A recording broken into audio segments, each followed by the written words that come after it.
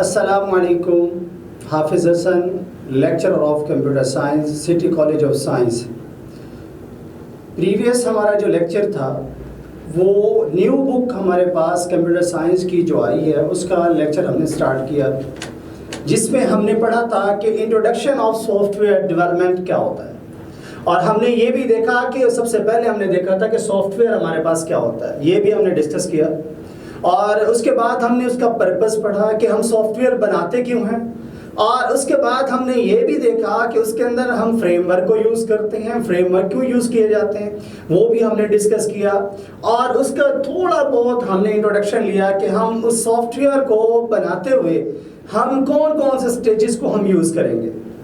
हमने आज का जो हमारा टॉपिक है वो बेसिकली हमारा क्या है, SDLC। SDLC stand for software development life cycle. Software development life cycle हमारा आज का टॉपिक। आपने सबसे पहले इसको समझने से पहले मैं आपको एक चीज समझाना चाहूंगा कि हमने सबसे पहले देखना है कि एक सिस्टम क्या होता है, कि हमारे पास एक सिस्टम होता क्या है। A combination of different component work to each other to perform a specific task.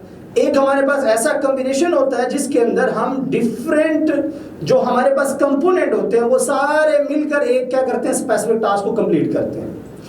मैं यहाँ पे एक बात ये करना चाहूँगा, हमारे आज तालीमी इदारे जो है, फर्स्ट ईयर है, सेकेंड ईयर है, वहाँ पे बच्चे तालीम हासिल कर रहे हैं, लेकिन हम इस बात का तयन कैसे कर सकते हैं कि वो बच्चा इतना काबिल हो गया है कि हम उसको एक क्लास से दूसरी क्लास के अंदर प्रमोट कर सकें।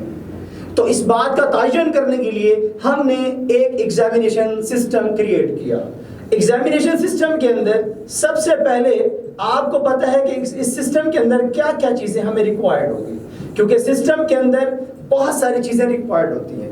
सबसे पहले अगर बात करूं तो पहले मेरे पास क्या है, पीपल्स हमें ज़रूरत होंगे जो क्या करेंगे, हमारे एग्जामिनेशन सिस्टम के अंदर जो लोग पेपर बनाएंगे, जो लोग बच्चों की निगरानी के लिए लोग मौजूद होंगे वो भी हमारे पास मौजूद होंगे, पेपर चेक करने वाले लोग मौजूद होंगे, डाटे को एंट्री करने के लिए, रिजल्ट बनाने के लिए लोग मौजूद होंगे। इसका मतलब ये हुआ कि हमारे पास एक सिस्टम को बनाने के लिए हमारे पास सबसे पहले जो है वो एग्जामिनेशन सिस्टम के अंदर लोगों की बड़ी जरूरत है। हाँ, आप ये बताएं, इससे सवाल ये पैदा होता है, क्या इस लोगों से क्या ये सिस्टम हमारा एग्जामिनेशन सिस्टम कंप्लीट हो गया? नहीं कंप्लीट हुआ। क्यों? क्योंकि अभी जो लोग थे वो तो सिर्फ हमारे पेपर बनाना, चेक करना, उसके सारा डाटा एंटर करना। अब डाटा एंटर करने के लिए हमें सॉफ्टवेयर की भी जरूरत है, यानी हमारे सॉफ्टवेयर भी होना जरूरी है, हार्डवेयर का होना भी जरूरी है। और सबसे इंपॉर्टेंट बात कि इसके अंदर कम्युनिकेशन हमारी बहुत जरूरी है। कम्युनिकेशन अगर नहीं होगी तो हमारा सॉफ्टवेयर क्या है, कंप्लीट नहीं होगा, क्योंकि इंटरनेट हमें जरूरत है, कम्युनिकेशन के साथ हम एक दूसरे के साथ करेंगे। तो इस सिस्टम यानी एग्जामिनेशन सिस्टम को मुकम्मल करने के लिए हमारे पास लोगों की भी जरूरत है, सॉफ्टवेयर की भी जरूरत होगी, हार्डवेयर की भी जरूरत होगी, और कम्युनिकेशन यानी हमारे पास बातचीत करने के लिए नेटवर्क की भी जरूरत होगी। यानी इन चारों में से एक भी नहीं होगा तो इसका मतलब है हमारा एग्जामिनेशन सिस्टम कंप्लीट नहीं होगा। ठीक है, एग्जामिनेशन हमारा सिस्टम कंप्लीट ही नहीं होगा इनमें से। इसी तरह से हमारे पास क्या है, सॉफ्टवेयर डेवलपमेंट लाइफ साइकिल जो हमारे पास मौजूद है, हमने इसको देखना है कि इसके अंदर जो जो स्ट्रेटेजीज हमने इसको यूज करनी है कि उसके अंदर हमारी कौन सी स्ट्रेटेजीज यूज होंगी। तो हमने सॉफ्टवेयर डेवलपमेंट के अंदर फ्रेमवर्क भी यूज करने हैं ताकि हमारी जो भी उसके अंदर एफिशिएंसी है बहुत अच्छी हो, उसके अंदर स्केलेबिलिटी है, कंसिस्टेंसी है बहुत अच्छी हो, इसलिए हम उसको यूज करते हैं। तो सबसे पहला हमारे पास जो स्टेजेस है वो SDLC का, सॉफ्टवेयर डेवलपमेंट लाइफ साइकिल का, वो हमारे पास रिक्वायरमेंट है। याद रखिएगा, रिक्वायरमेंट सबसे इंपॉर्टेंट, सबसे इनिशियल हमारे पास क्या है, स्टेज है। अगर हम इसके ऊपर, क्योंकि इसके अंदर क्या होगा, इसके अंदर हमने यूजर जिसने सॉफ्टवेयर डेवलप करवाना है, डेवलपमेंट उसके लिए करवानी है, तो उससे जितनी हो सके हम इंफॉर्मेशन इसके अंदर रिक्वायरमेंट के अंदर ले आएंगे, क्योंकि हमारी रिक्वायरमेंट हमारी यही होगी कि हम उसके अंदर पहचान सकेंगे कि हमने कॉस्ट कितनी लगेगी, उसके अंदर हम पहचान सकेंगे कि हमारे फ्यूचर के अंदर क्या इसकी जरूरत है कि नहीं है।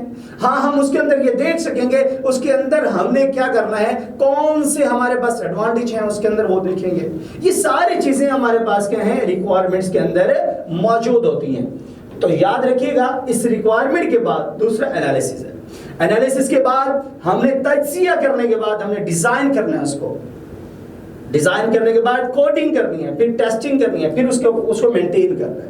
तो ये एक स्टेप, अगर आप इस डायग्राम के ऊपर जरा देखें, स्टेजेस के ऊपर गौर करें, जो डाउन की तरफ हमारे पास आ रहे हैं, ये हमारे पास डाउन की तरफ जो हमारे एरोज जा रहे हैं, इसी तरह से अपवर्ड भी हमारे पास आ रहे हैं। इस वजह से ये इस चीज को जाहिर कर रहे हैं कि एक दूसरे के बगैर जो है वो काम अधूरा है इनका, कि अगर रिक्वायरमेंट हमारी मुकम्मल होगी तो एनालिसिस भी बहुत जरूरी है।